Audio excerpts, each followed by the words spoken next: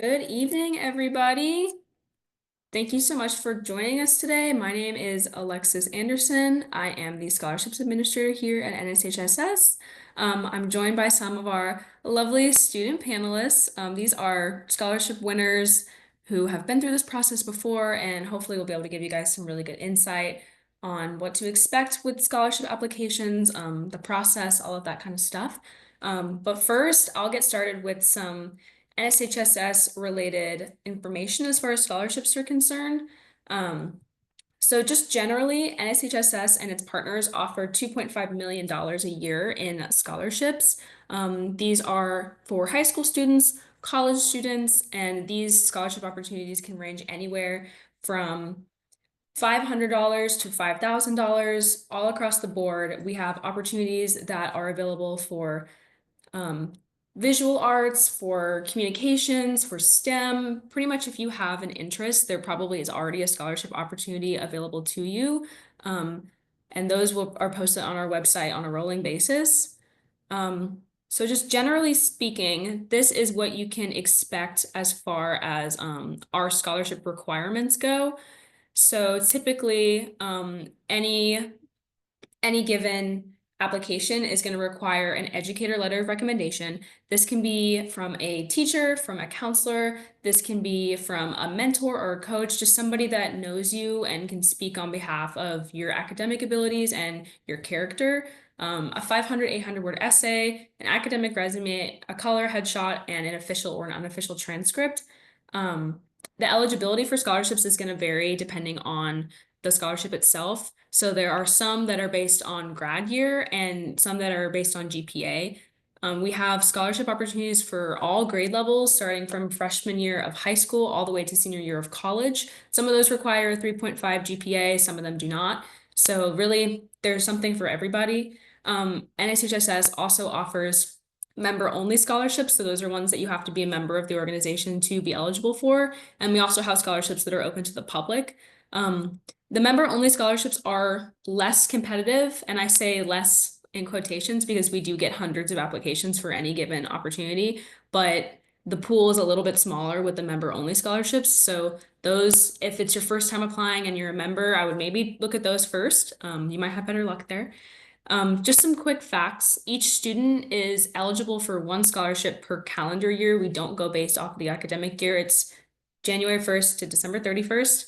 Like I said, scholarship applications are opening and closing on a rolling basis throughout the year. So if you don't see something on the website right now that you're particularly interested in, chances are something's going to open up. So you should just keep checking the website.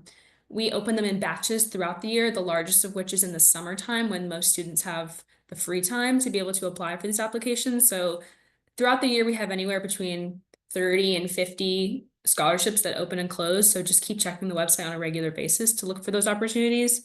And then decisions are released 6 to 8 weeks after the close date. So if a scholarship closed on August 15th, but you applied all the way back in April, you're still not going to hear until 6 weeks from that August date because we want to give everyone a chance to apply and get all of those applications in before we make any decisions. Okay.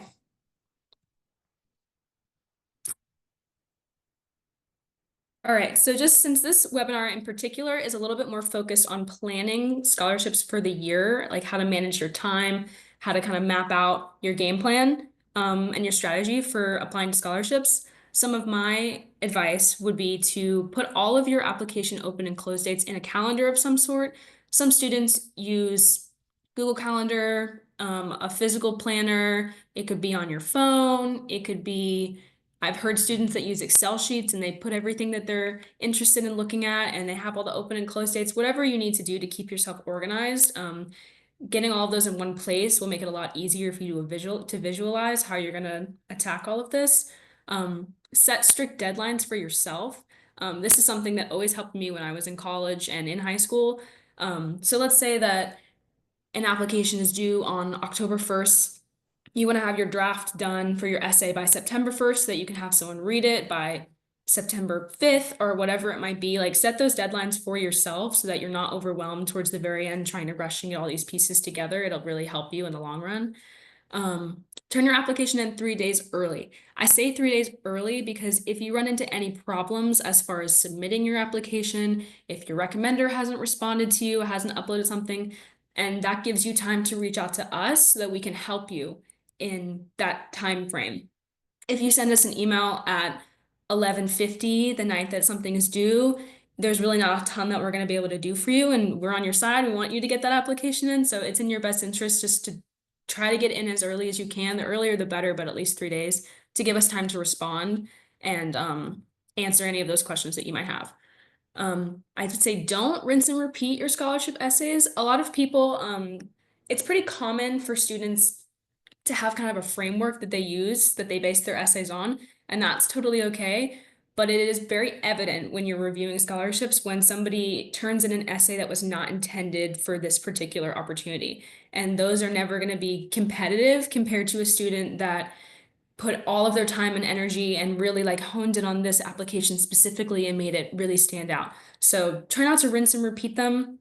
You know, you can use bits and pieces, introductions, sentences from here and there, but each application should be pretty unique. Turn in your application within 3 hours of the deadline. If you're gonna wait, if you're not gonna follow my advice and do the 3-day rule, at least give yourself 3 hours because this for NSHSS and any application that you might be applying for, college, scholarships, whatever it may be, those 3 hours before an application is due is when the most people are going to be trying to turn something in. So that's the greatest chance that you're going to have that the website's going to crash, your server's not going to work. So just save yourself the trouble and at least give yourself a few hours to get something in should there be any issues. I would say don't try to complete multiple applications in the same day, kind of along the same lines as you're bound to run into some kind of trouble if you do that. And also, it's would not be uncommon for one of those applications to not be as strong, and you want to give yourself, the best chance that you can. So if you're spacing it out and focusing your time on this one and then this one and then this one, then they're all going to be stronger than if you have a couple that are lacking because you didn't have time to do them all. So just some general advice for time management. Okay. When it comes to your essay, have someone review your essay before you turn it in. Read it out loud to yourself, have someone else read it out loud. You're going to catch a lot more mistakes that way. You can have all the experience, the craziest resume in the world, but if your essay is grammatically not there and the mechanics are all over the place and you didn't spend a lot of time trying to really pay attention to detail, it's not going to come across as strong. So just save yourself the trouble and have somebody review it a couple times before you turn it in.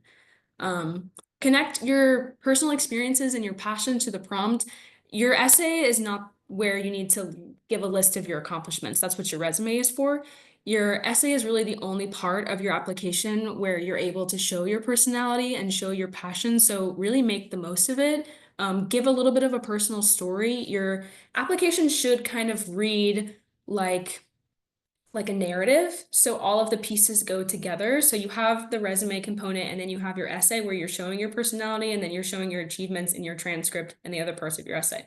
So use that time to really explore that and explain yourself, and don't just give a laundry list of everything you've ever done. So as far as the essay is concerned, I don't recommend if an application asks a multi-part question or if it is asking a couple of things, don't number your list. These are academic structured essays. They doesn't need to have any bullet points, any titles on your paragraphs, any numbered lists. It should be very neat and academic, so please keep it that way.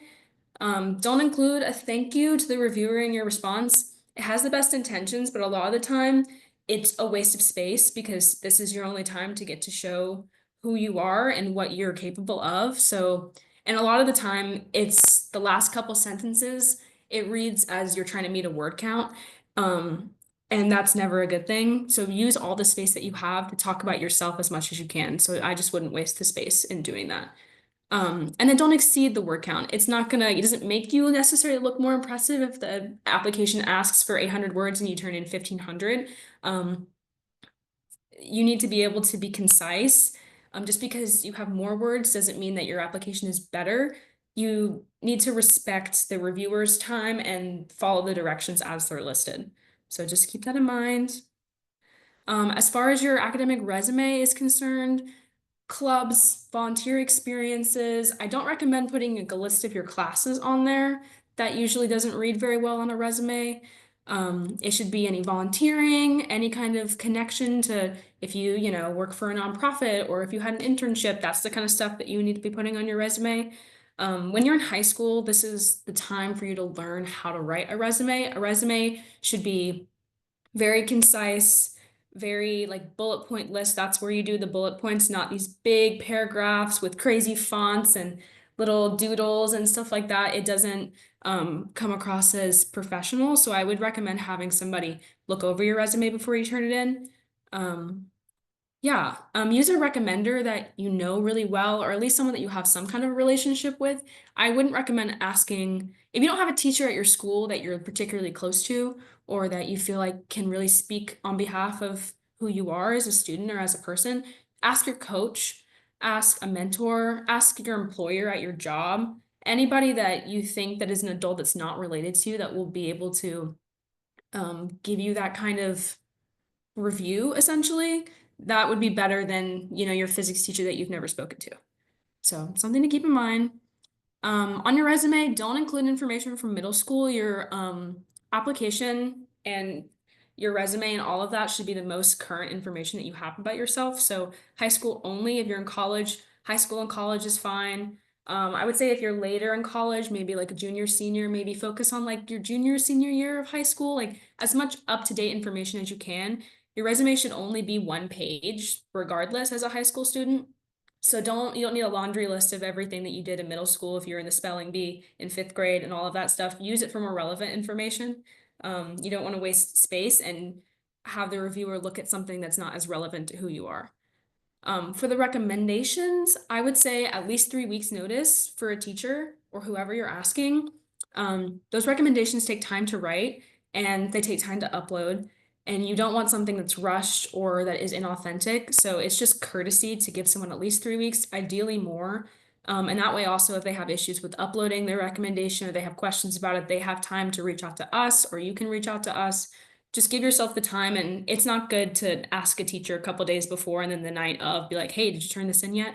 Because they're an adult and they're doing you a favor, so you should try to be respectful of their time. Okay, so now I'm gonna turn it over to our panelists. We have 3 amazing panelists with us today. So first we have Aaron George. Aaron is a 2-time scholarship winner and a Be More grant recipient from NSHSS. He won the NSHSS Noble Academic Excellence Scholarship in 2023 and the Research and Academic Paper Scholarship in 2024. He's a senior in high school in Austin, Texas, who has a deep passion for science, technology, and innovation. He has received prestigious awards, including the Lemenson Early Inventor Award and the Regeneron International Science and Engineering Fair Grand Award. Aaron is a skilled student pilot, cadet master sergeant, and Civil Air Patrol, and the president and founder of STEMVest, which is a nonprofit providing global STEM resources. He has been involved in science fairs since 4th grade, earning numerous awards and excels academically with dual enrollment at the University of Texas. Aaron has interned as a general surgeon's intern and a software developer intern, and in 2023, he participated in the Yale Young Global Scholars and Harvard Summer School programs. He also raised $23,000 through a fundraising gala and was selected as the Texas High School Aerospace Scholar by NASA. With leadership, academic success, and community engagement, Aaron is a promising STEM leader and aspiring flight surgeon. He's a very impressive guy. All right, we have Malcolm. Malcolm is a junior at Palo Alto High School in California. He won the NSHSS Passion for Public Service Scholarship this year. He's actively involved in leadership, academics, and athletics. As the athletic commissioner and a member of the varsity tennis team, and various I can't even say that word, he's so smart, speaker. He balances his passions for sports and public speaking. Malcolm is also a writer for Viking Magazine and founded Acing Autism in Palo Alto, a nonprofit dedicated to supporting children with autism. He represents his class on the Principal Advisory Council and serves as the Palo Alto Youth Council, advocating and contributing to his community. And we've got Michelle Rosenfeld. Michelle is a winner of the NSHSS Notorious RBG Women of Tomorrow Scholarship this past year. Michelle is an award-winning high school senior at Bergen County Academics in Hackensack, New Jersey, and an active environmentalist, researcher, and writer. In her role advocating for planetary health, Michelle has presented her scientific research at the New Jersey Academy of Science and the Heat Extreme Workshop at Columbia University and is published in the Climate Club online peer-reviewed forum. Among her competitive awards are NASA's Earth System Science Project Award, which recognizes Michelle's soil microbiome research as the project that best demonstrates insight into Earth's interconnected systems, and first place in New Jersey Future Farmers of America AgriScience Fair Division 5 Environmental Sciences and Natural Systems. Michelle maintains 2 blogs where she posts her research-based articles on climate issues and consumers' misconceptions on the environmental impact of food choices. To inspire fellow youth to act, Michelle founded a youth chapter of TCC Climate and serves as an ambassador for the American Cancer Society Cancer Action Network. Michelle is currently working on her book, Examining Green Careers to Inspire and Inform Teens, Teen Climate Changers. She's also an avid reader and a cook. Let's give it up for our panelists. All right. So to kick things off, I'll start with you, Erin, if that's okay. How did you make your application stand out? Do you have any advice on how to stand out from the competition? Of course, yeah. So first off, hello everyone. It's so great to be here. To the audience, hello again. And I was actually in your shoes in about roughly over a year and a half ago. So I was watching the exact same scholarship panel. So from then to date, I've grown exponentially with NSHSS and my involvement and my contributions. So thanks so much. And yes, to Alexis, to answer your question, how did you make your application stand out? So to preface that, so I have a career aspiration to become a flight surgeon for SpaceX or a similar space agency with a heavy passion, with the intersection of medicine and technology. So, that being said, science research has been a big part of my academic career. So with that, I like to highlight how I was able to, achieve many academic accomplishments, such as, advancing to the Regeneron International Science and Engineering Fair my freshman and sophomore year in high school, winning grant and special awards there from many large organizations like the U.S. Air Force, USPTO, Regeneron, and whatnot.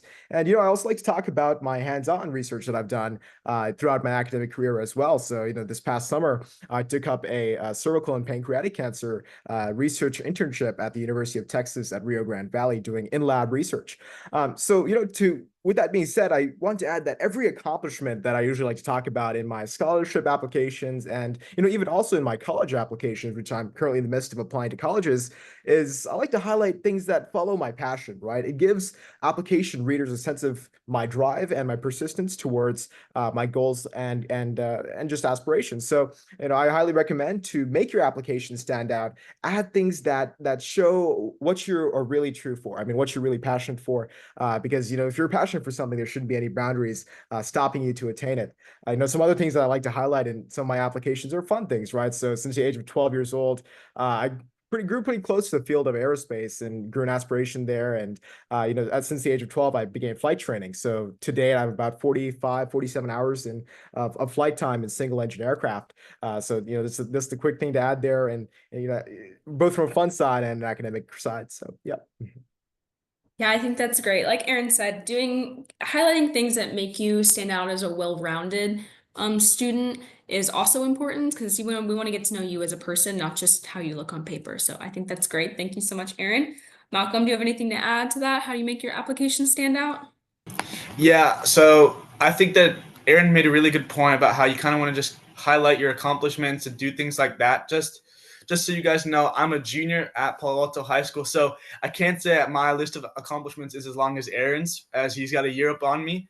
But I think one of the things that I tried to do with my application was I just tried to be honest and kind of show what I truly am passionate about. So for me, that's my passion for public service and a little bit of background on that. So I have a cousin who does have autism, and so he came over to visit from Minnesota. And so just going on and playing tennis with him, because tennis is something I'm super passionate about. I'm on the varsity tennis team, like it said in my bio. And so I really just love playing tennis throughout my time. And so just kind of combining these two things that I'm really passionate about. And I was able to start acing autism. But I felt like, while doing so, that's a great community impact. But then again, I was still kind of early in my understanding of neurodiversity. So then I kind of explored a lot of things around me. And being really close to Stanford, I took advantage of the opportunities and things really close to me. And I think that's something that's really key, kind of showing that, you are taking advantages of the things that are around you, making sure that you are able to, showcase that you are taking advantage of something's close to you, using the colleges at your disposal, just showing that you are making sure that, you're doing all that you can to kind of help your community in the best way that you can as well. That's kind of what I focused on in mine. I think that's great. And that's true. And even if you don't have the access necessarily or the resources to, get involved in a college or something, there's always something at your school that you can do. There's always going to be a club. And if there's not, you can create one. It's always best on an application, I would say, quality over quantity. So if there's something particular, a subject that you're really excited about and really involved in, it's always best to just get as involved in that thing as you can. Take it as far as you can, show your leadership skills, do the research. So if there's not an opportunity like in your vicinity that really stands out to you, then you can create your own. And there's always going to be a teacher or somebody that's willing to sponsor your club. So thank you so much, Malcolm. I think that is awesome. Michelle, do you have anything to add to that? Yeah, sure. I just wanted to start off by saying thank you so much for having me. It's great to be sharing my experience with everybody. And I really agree with what Malcolm and what Aaron said about, kind of their application. And then Alexis, what you added on about, quality over quantity. I wanted to preface and also add that, I think it's really important and it's really a valuable part of an application when you're able to kind of, start it, like if you want to start by looking at what your inspirations are, and kind of if maybe you don't have any ideas about what to write about, maybe you're looking at a prompt and say, I am interested in this, but I'm not exactly sure what I could add or how this might fit in. That's a thought that a lot of people have when they're looking for scholarships, that it's kind of hard to figure out exactly which one they want to go to, how to prioritize their time. But I think the most important thing for me to making my application stand out is to kind of focus on one specific factor. So whether that be like my unique intersection of interest between environmental policy and also involvement in my community, and like helping my family as well, and how that intersects with my passion for environmental science. Just finding like some sort of unique intersection that you could speak to, as well as perhaps you have, a certain passion that you'd want to explore further. You could always highlight that as well and kind of talk about, what, like if the application allows for it, you could always talk about what you see yourself doing in the future, and how kind of your vision or your passion, this one little thing kind of keeps you going. So that's kind of, what I would say for making your application stand out. I think that is perfect. Yeah, she's so right. If, even if there's something that you're wanting to do, as long as you're taking some steps in that direction, you can speak to that. That's also something you can include in your application. It's always best, obviously, to have some kind of backing, either like, this is how I'm planning to get there, and these are the steps that I'm taking. You don't have to be all the way up here already in order to have opportunities. You just have to be willing to actually be putting in the effort to get where you want to go. So that's awesome. Thank you so much, guys. Okay, so I know we've got some juniors and some seniors in the mix. So when did you guys start applying for scholarships? Does anyone want to start off? I guess as a young one, I can start it off. So I am a junior. So this is my first year applying for scholarships. And I think that the process has honestly been really great. So NSHSS was actually my first scholarship. And so I kind of found out about it as being a member of NSHSS. I got some of those emails that they send out really frequently. And so just kind of looking at that kind of opened my eyes as to the opportunities that I had. And so just kind of taking advantage of what NSHS is kind of giving us. And so by doing so, then I kind of went on to these scholarships.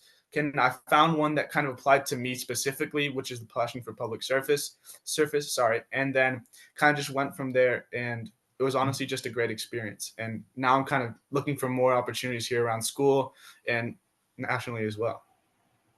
That's great. Using your network, using the opportunities that you have in front of you, that's always the way to go. Aaron or Michelle, do you guys want to add on to that? Yeah, sure. I'll probably add on to that. Malcolm, yeah, like what Malcolm said, starting as early as possible is definitely key. So, I started my scholarship search and applications during my freshman year of high school. But, I'll talk a little bit more on just the general aspect of applying for scholarships. So, I'm the type of person, the type of applicant that's constantly refreshing a scholarship page to see when it opens up. Usually because I like to be the first one, on there. And this is for a lot of different reasons, right? Like Alexis said in the beginning, scholarships require tons of different things before the actual submission process. And this, could be transcripts, GPAs, of course, essays, recommendation letters. And this, of course, takes a lot of time. So I usually give myself a pretty lengthy deadline or to make sure I get those things done before I submit. Things like the essays, right? In the scholarship, I would say essays are your time to shine. This is something that you have 100% total control of. And when it comes to essays, I like to first see the prompt the day I open the application and sort of brain dump topics that I think of right just then and there, and I like to sit on it for a couple of days, come back, after marinating on what I've wrote, and then expand onto there. This gives me, the ability to have the most effective and the most meaningful thoughts on that essay, and also, recommendation letters. As Alexis said before, I like to start early when looking for recommendation letters, making sure that you're notifying your recommender on time, as well as growing that relationship with the recommender. These are all things that, of course, take a lot of time and are things that are crucial for that application.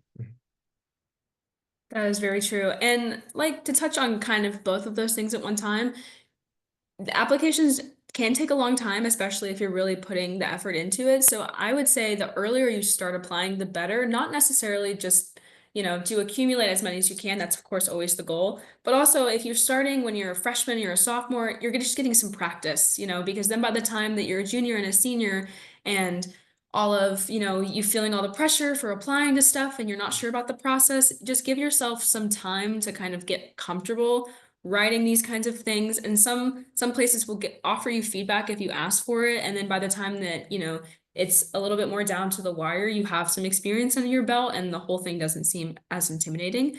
So starting as early as possible and just giving yourself some time and some practice, I think, is the best way to go. Michelle, do you have anything to add? Yeah, for sure. I think all of what you guys said is great, starting early and kind of, practicing earlier in order to kind of get ready for scholarships later on. And then also what Aaron said about, giving yourself and others time, both your recommenders and then also the people reading over your essays. I think that's also very important, especially, getting feedback on your essays that you're writing and kind of, as Aaron said, kind of dumping some thoughts onto the paper and then coming back later. But in terms of actually when I started applying for scholarships, so I started my junior year of high school. Before that, I was mainly focusing on, building my passion, building my extracurricular activities, kind of finding those unique opportunities that have allowed me to kind of become who I am, whether that be, becoming an audiobook narrator for Learning Ally, which is an organization that helps students who have educational disabilities, or becoming a high school writer for the Climate Club. There's a lot of things that I kind of did earlier on before I started to look for scholarships. And then once this whole college thing really became more like solidified and more real, when I saw it kind of around the corner, I realized, I think it would be a great point to kind of gather all my experiences and, the person that I've become over my high school career in order to actually start, applying for scholarships and putting those things to good use. So NSHSS was also one of the first places where I started to look, and, being a member as well is a great kind of benefit to seeing all these applications and all these scholarships that are available. And I also, as Aaron said, I also try to plan ahead, and, organize my materials like my essays and my recommendation letters in order to make sure that I don't apply too close to the deadline and I have enough time to kind of, maybe tweak it a bit, add what I want to add, and have someone else give their opinion as well. That is perfect. Thank you so much, Michelle. So since all of our panelists here today are all very accomplished people, a lot more accomplished than I was when I was 17, I can tell you that much right now. So you all obviously have a lot going on in your lives, personal lives, of course, but your academic resume and all of that stuff. So how do you stay organized and find the time to prioritize applying to scholarships on top of all of the other stuff that you've got going on? Like how do you manage your time? How do you organize? Michelle, do you want to start? Sure. I guess I think this would be the same kind of similar answer, at least for all of us high schoolers, especially with all the things that we have going on. I think the number one thing for me is, I think this might be an answer that everybody has, and I know that we touched on it previously as well, but really trying to set a schedule, like internal deadlines for, even if it's like this really formal thing that you have going on in your mind, or even if it's just like writing down on your notes app on your phone, kind of like the deadlines that you have, whatever works for you, however you're organized, maybe even asking a friend how they stay organized. I think it's all a great part of the learning process as well, because things like scholarships and balancing that with extracurriculars in school, it's a lot of things to consider. And I'm sure, I'm not the only one that felt a bit overwhelmed throughout the process, but I think something that really helped, as I mentioned, is using an organizational strategy that I'm already used to. So I would write down all of the deadlines I have on a document, and then I would kind of go line by line and kind of see what I could get done. And obviously, I think we mentioned this, and Alexis mentioned this before as well, trying not to do an application or a couple applications in one day, definitely making sure to space it out, and sleeping on it, as they say, like making sure that you're not just doing it on one day, because what if you want to add something else, or what if your opinion changes and you're like, wait, I have this really cool idea, and you want to add that as well. So I think, and that also takes away some of the stress as well, like not having to do it on this specific day. I think it makes it a lot more manageable. I would agree with that. And it also will make your response a lot more authentic because it's actually what you truly want to say and not what you're panicking and trying to say at the last minute. So that's always going to bode better for you. Malcolm, do you want to add anything to that? Yeah, I think that obviously having a schedule is good, and something that Aaron touched upon in his last in the last question. I think that kind of making sure that you're giving the things that you can't control, like your recommenders, your transcripts, things like that. Making sure that you have that out of the way first is really, really key. And then having a plan for the next steps in like your essays and things like that. And I think that kind of getting those recommendations and the transcript stuff out in early doors is really, really key, because then then it's all up to you and the ball's in your court after you've asked your recommenders and things like that. And I think that once that happens, then it's kind of up to you prioritizing your time whenever you can. I used weekends to my advantage because I was really busy over the school day, so just kind of taking advantage of every 10-15 minutes I had here or there, and that's kind of how I approached it.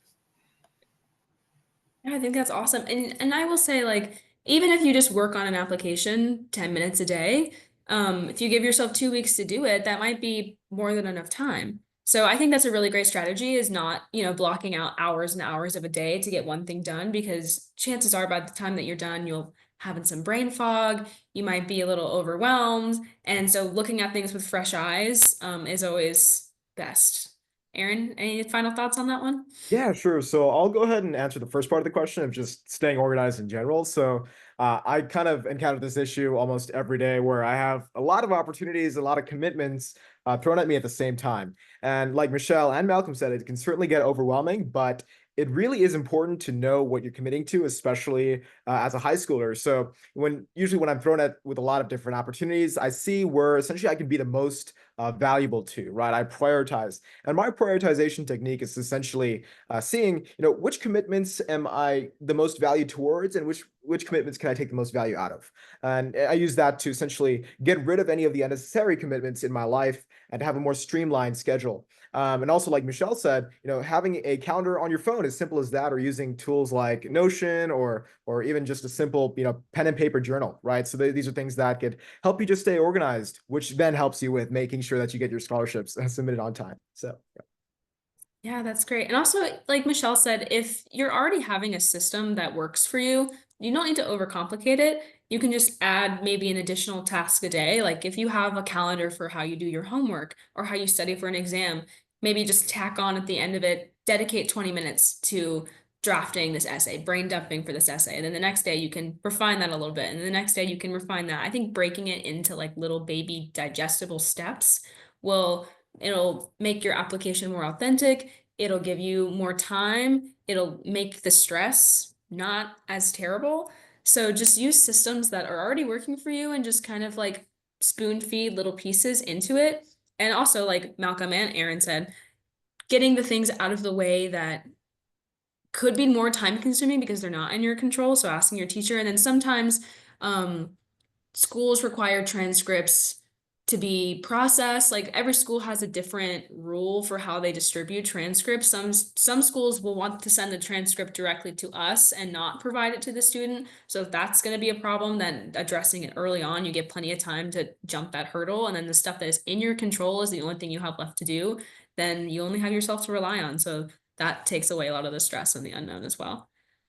Okay, so we have a pretty wide variety of interests here. We have some environmentalism, we have a lot of STEM, we have some like public service, nonprofit. So how did you guys choose which programs to apply to? Aaron, do you want to start?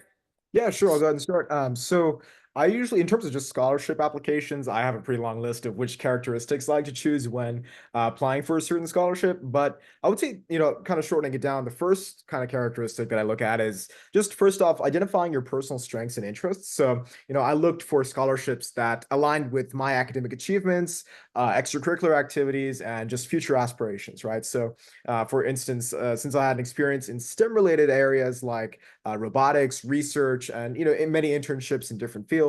I focused on scholarships that really emphasize innovation, technology, and leadership in those fields. And like Michelle said, even before you start looking at scholarships for those freshmen and sophomores currently out there, making sure that you're building your foundation with, growing your passions, growing your interests before you start looking at those scholarships is beneficial in identifying, who you really are in terms of moving forward in your academic career. And also, matching your eligibility requirements. So making sure that you're reviewing the eligibility requirements of those scholarships before you put the commitment in. So I know a lot of these larger commitment scholarships have pretty strict eligibility, such as, GPA, standardized test scores, community service hours or whatnot. So, making sure that you're paying attention to that. And I would say, lastly, just weighing the effort and reward to what you get at the scholarship. So, some scholarships have very lengthy applications that may take a couple of weeks to a couple of months to complete. And those scholarships may not even be aligned to what you're doing, right? So I would, rethink, right? Maybe you can reinvest that time into a scholarship that's more closely aligned to what you're doing. So weighing that effort versus reward characteristic is beneficial, and I would say would save you in the long run. I would agree with that. I heard this advice from another student panelist a couple panels ago, and she mentioned trying to stay away from the scholarships that don't really have very many requirements, like the essay free ones where it's like submit your resume and, or whatever it might be, or like answer some short answer questions, because number one, those scholarships are going to have hundreds and hundreds and hundreds, if not thousands of applications. So it's going to be really hard to be competitive for those kinds of opportunities. And also sometimes those aren't the most legitimate places. And you don't want to be sharing any information and stuff like that. So I think that doing your research and making sure that a scholarship, number one, aligns with your values and your passions, because like I said before, when you're reading a scholarship application, a student's passions and what they're dedicating their time to comes across in an essay. So let's say that you spend the majority of your time volunteering at some kind of food kitchen or something like that, and you're applying to STEM scholarships and your resume and your application aren't matching up, it doesn't feel as authentic. So I think focusing on scholarships that are actually directed towards the stuff that you do every single day, the stuff that you think about, if you're into art or whatever it might be, that's always going to be the way to go. And focusing on those scholarships that are super aligned with who you are, and also that are a little bit more competitive in the sense that they require more documentation, because chances are there'll be less applicants, which automatically increases your chances. So those are some things to keep in mind. Malcolm, do you have anything to add to that? Yeah, I think that it's important to understand that as a freshman and a sophomore, there's so many things that we can do, right? I mean, there's so many different avenues that you can pursue, so many opportunities. And so it's just important to, like Aaron talked about, value your time and see what you can how much you can help them and how much they can help you. And secondly, I think that it's also important to understand that there's just a lot of stuff. And what I tried to do when I was a freshman and sophomore is just find what I'm really passionate about and kind of pursue that stuff. And that's kind of what I tried.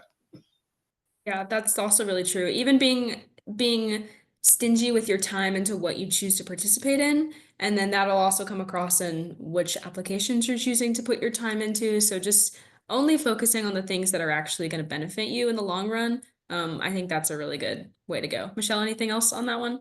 Yeah, for sure. I actually wanted to add on to, both what Aaron and Malcolm said about the effort to reward ratio. I think that hits very close to home, especially in the past year. I think, this kind of craze with like applying to scholarships in order to afford college because the cost of college is crazy these days. I think I actually wanted to share like a personal example of kind of something that I did, a couple months ago. So, obviously as a senior, we're applying to colleges right now, and there's a lot of scholarships that have very similar deadlines to college or university application deadlines. And, there was actually a scholarship due, like a very prestigious one. It was due like in November, right around, some of the college applications. And it was a super duper long scholarship application. But I started it over the summer and I was making very good progress. But something that I kind of struggled to do, I guess, is that I did like the shorter parts first and kind of left the long part kind of um, too a little bit too close to the deadline. And luckily, I didn't ask for any recommendations. Until like I didn't wait until the very last minute, but I didn't ask for recommendations right from the start because I didn't want to, in case I decide that I don't have enough time to apply.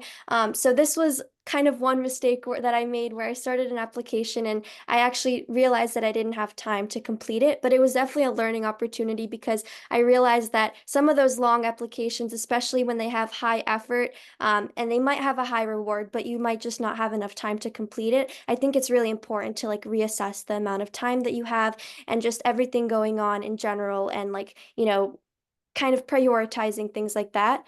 And I think in terms of like the question of how I chose which scholarships to apply to, especially in terms of NSHSS, being that I won a scholarship that has to do with women, I definitely, kind of filter out those types of scholarships because I think that applicant pool is quite small for that and very specific as well. And I think the types of things that you could write in your application are very unique to, a demographic or an experience. I think those types of scholarships are really cool as well. And then also, like if you do like a simple Google search, like, scholarships for high school students, you might actually find websites like there's one called Opportunities for Youth, where you could find a lot of cool opportunities, including scholarships that, are legitimate and that you could actually apply to. And, they're actually really cool opportunities that you might be able to find that are garnered to your interests. That's very true. We actually had one of our NICHS fellows who spoke at a conference that we had a few weeks ago. She told me a story about an application that she completed for scholarships for women over 5'7". So there truly is a scholarship for anything and everything that you're interested in, any demographic that you fit into. And I like what you said, Michelle, about keeping in mind what the pool is going to be. So if it's a scholarship about, you know, just like, who are you? Speak about how you want to impact the world. I mean, those you can definitely apply to those, and I encourage you to apply to any and all opportunities that you can and want to, but just know that the applicant pool is going to be a lot bigger. So if you can find those kind of more niche places that you fit into, like those little pockets of the world that speak to you, you might have a better chance of success. And also, your application will be so much better because it'll be specific to you and authentic to who you are as a person. I think that is really great. Can you just share what your overall strategy is for applying to scholarships, whether it be, you know, I start I start big, I start small, I look for this, I look for that. Like, what is your overall, if you had to pass down like one like all-encompassing piece of wisdom on the process and how to guide somebody, what would you say? Malcolm, do you want to start? Yeah, so I think for me, when I started like the application look around, I think just taking advice from my seniors that are at my school, kind of looking at what are they doing, what are some of the things that, people around me are doing, and then also what's available to you that you already know of. So NSHSS, that's like being a member of that, being a member of a lot of different things kind of opens up your avenues. And I just think that a major thing that I've always tried to do, no matter what it is, just kind of keep your avenues open, because by doing so, you allowed yourself to have a wide variety and wide access to a lot of different things. And by doing so, that means that, if there's a scholarship over here that you really like, you can go do it. If there's a scholarship over here, you can go do it. If there's a summer program right there, you can go do a lot of different things by making sure that you have your eyes and ears open and just really taking advantage of the people and things that you know. And by doing so, I think that it'll really help you overall in the long run. Find the programs you're interested, find the things that you're really passionate about. And by doing so, not only does that make your resume look really good, but it also is something that you're passionate about. And like Aaron said, when you have something that you're passionate about, your batteries just don't run out. And I think that's always something that you want to look for, no matter what you're doing. And that's just kind of how I've approached this overall. I think that is so true. There's endless opportunities, especially if you have, even if you're not 100% sure what you want to do, what you even like. I know that I didn't when I was in high school. There was a lot of different things that I was kind of interested in, but nothing that I was like dying to do. And that can be kind of an isolating feeling for a student, especially when they're comparing themselves to their peers that have a pretty clear path in front of them. So just try everything and anything, and then whatever sticks, just run with it. That would be my advice. Aaron, do you have anything to add to that? Yeah, I guess a couple pieces of wisdom, or rather advice, would just be, I know this has been said tons of times throughout the session, but just cannot emphasize this enough. Is just start early. Some scholarships have rolling decisions, so that means, they look at applications as they come in and give you decisions first come, first serve. So, the earlier that you are, the most likely that you'll be able to have your application read sooner. So, like I said, start early, making sure that you're submitting a couple days or even a couple weeks before that deadline ensures that you have it done and you have that best chance of getting it. Also looking for niche scholarships, like we said before. There's a scholarship for everyone out there. NSHSS. I've seen tons of scholarships from them in terms of music, art, engineering, communications. Whatever it may be. There's a scholarship for you out there. And for these seniors, I guess listening today, for those applying to college, take a look at the scholarships that are offered by those universities. There's a lot of merit-based scholarships that align with your college application. So for those NSHSS members here on the webinar, just being a member to NSHSS, you've already met a lot of those merit criteria, requirements for those colleges. And last piece of advice here for those, I guess, who have the ability to investing in probably an academic coaching service. There's a lot of stuff out there like Hello College. But for those who cannot, use the resources that you currently have for students currently in large schools or private schools. I'm sure that there is a in-school counselor. So if you haven't already, go talk to your counselor, introduce yourself, make that connection, and they'll be able to help you throughout your high school process in applying for scholarships, applying for colleges, and just making sure that you have that as most success possible in your academic career. That's very true. And I want to touch on what you said about the opportunities being places that maybe you didn't expect. I forget what the number in the statistic is, but there are millions and millions of dollars in scholarship money that just doesn't get used simply because people aren't applying for them. So apply to whatever you want, even if it's just for the practice of it. You never know what could happen. And if you don't put yourself out there, you're not going to find success.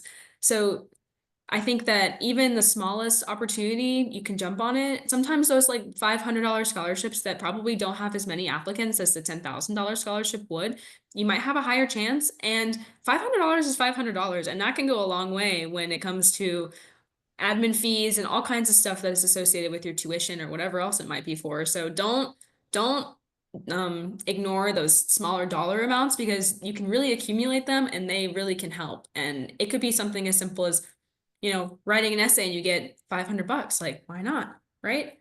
Michelle, do you have anything you want to add to that general advice? Yeah, for sure. I wanted to actually add on to what you said earlier about, trying a bunch of new things. And I'm sure other people mentioned that as well. But, I think that's something that we hear very often that, if you are someone that doesn't have like a clear cut passion, Alexis, as you said, like if you're if you're not completely like dying to do something, that's totally okay. And even trying a bunch of new things might get tiring a lot of the time, if you don't have a clear-cut passion, because sometimes, like, when you're trying a bunch of things, it might seem like you're kind of moving forward without a vision, and it's kind of like hazy, kind of, what's going on. And so I think that the best thing is, to ask questions, no matter what opportunity that you're taking part in, no matter what new thing you're trying out, you could always ask questions, even if there's something really small that you're interested in. It might not be the whole field or like the opportunity as a whole. Obviously, there's parts that you might not like and some parts that you do like of any passion that you have. But I think what's really important is to kind of grasp onto those small things. If there's someone that works in a specific department at an organization that you're volunteering for, and you're very interested in the work that they're doing, you could always talk to them, always ask them questions to learn more about that specific field. And then maybe they'll also have opportunities for you, like scholarships. And if they don't, they'll definitely remember you for the future. And I think that's a very valuable thing for kind of moving along in your career, because you never know when you might reach back out to that person and be like, hey, like, I'm older now, I meet the age requirement, or hey, I have,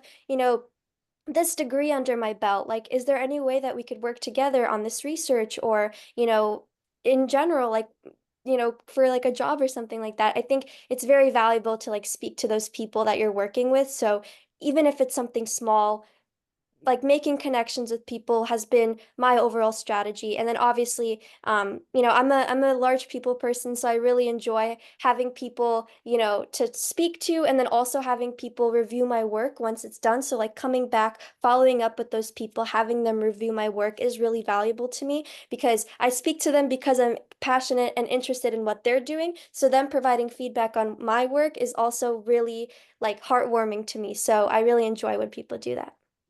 That's very true. You're never too young to start networking. And it's even like looking for a mentor or just somebody that's doing something that speaks to you that you think is really interesting and cool. Like 95% of the time, I would say that an adult or just somebody that you have watched or working with, a teacher, like a coach or something like that, if you're asking all these questions and you're interested in what they're doing, they want to help you, right? I know that's true for myself, for all of my colleagues. Like whenever we see students at events and they ask us questions on resources and how to get involved, I'm more than happy to share all of that stuff with you. And it's really exciting to see students who are looking for new opportunities and looking for stuff like that. So when it comes to scholarships, if you're worried about, I don't qualify for this, you don't know that, number one.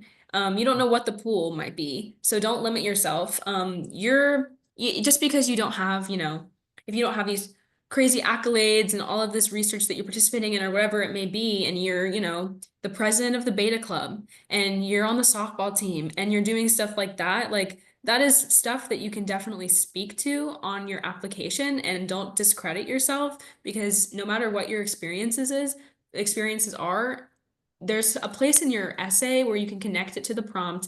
You can talk about what that taught you, what you want to carry with you like into the next experience. And if you're asking for help from mentors and coaches, all of that, it all ties in together of just not limiting yourself to the opportunities that you don't even know that you could have.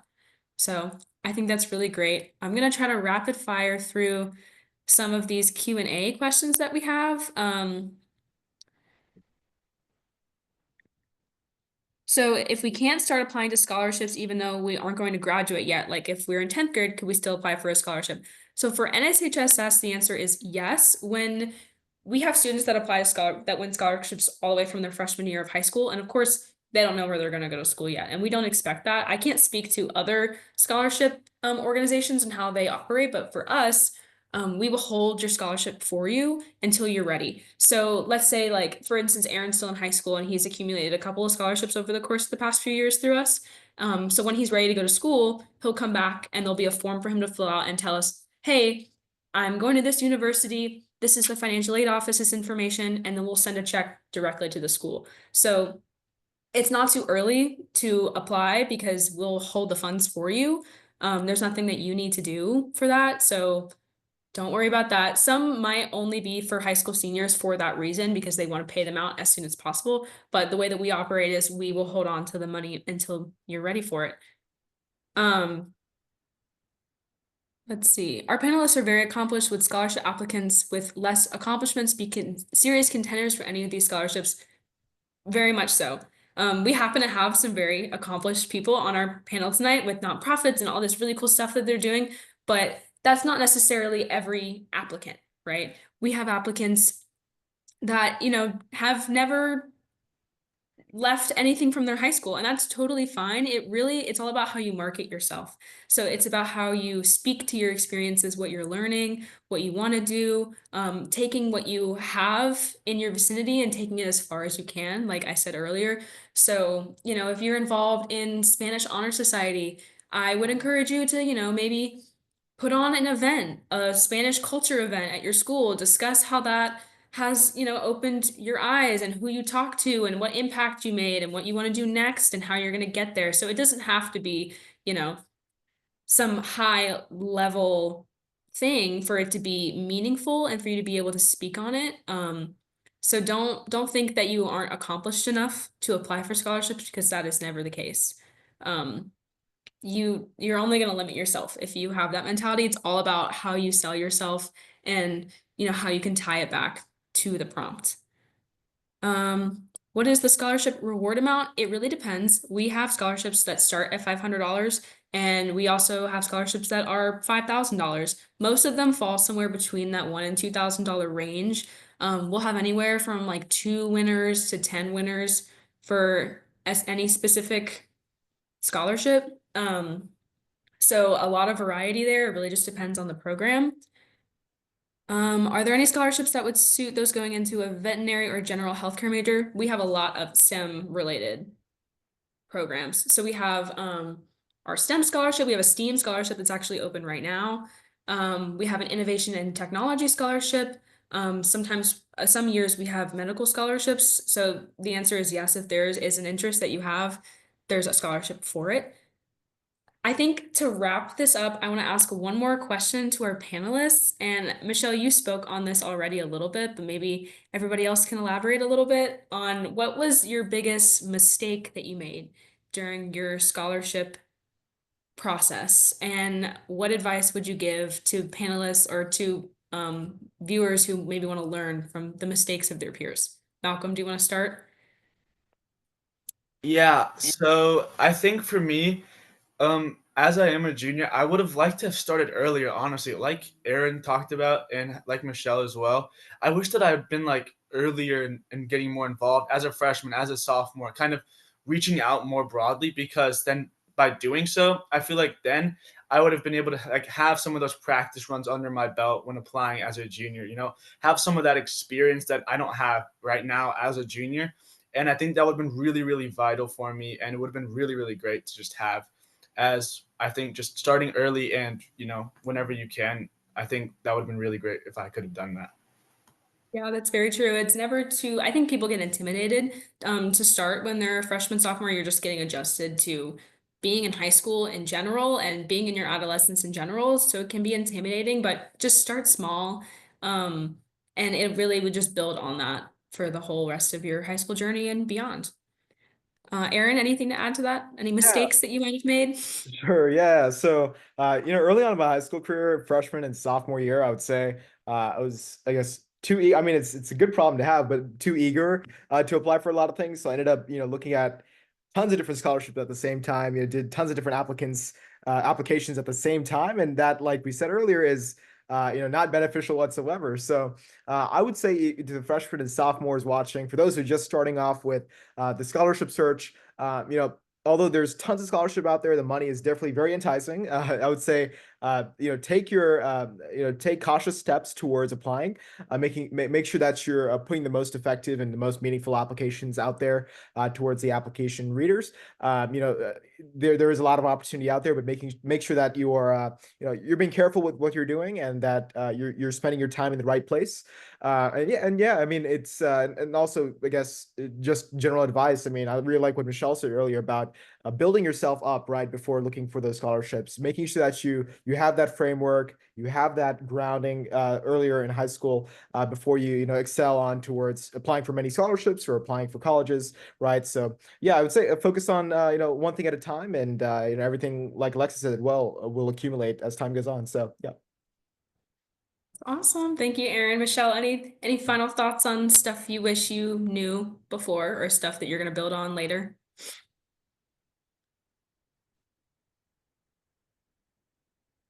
Yeah, I mean, I guess perhaps I guess I wish I knew just how beneficial this process would be, even just for practice, before kind of thinking of scholarship applications. In the past, as a freshman or even in middle school, I kind of thought of this as a process that is going to even take place like after high school. I thought that this is something that only college students do, but I'm just really grateful for NSHSS and other organizations that provide high school students with scholarship opportunities. And I think just applying for practice is great as well. And then I think, as I mentioned before, and then as Aaron touched upon as well, kind of balancing your time, instead of applying for so many at a time in, freshman and sophomore year, prioritizing your time towards doing things like trying out new things, as we also talked about, kind of seeing and like with practice, this will come like how you could prioritize your time and the activities that you could do to kind of better build the person that you're becoming. So it's really just balancing these things and practicing on becoming the person that you want to be. I think that is great. Thank you guys so much for all of your wonderful advice today. This recording will be posted on our website, so if you want to come back to it later, you totally can. If you had a question that didn't get answered, you can email us at scholarships@nshss.org, and I will get back to you as soon as I can. So thank you again to all of our panelists tonight. I hope everybody learned something. I definitely did. Thank you all, everybody. Have a good evening.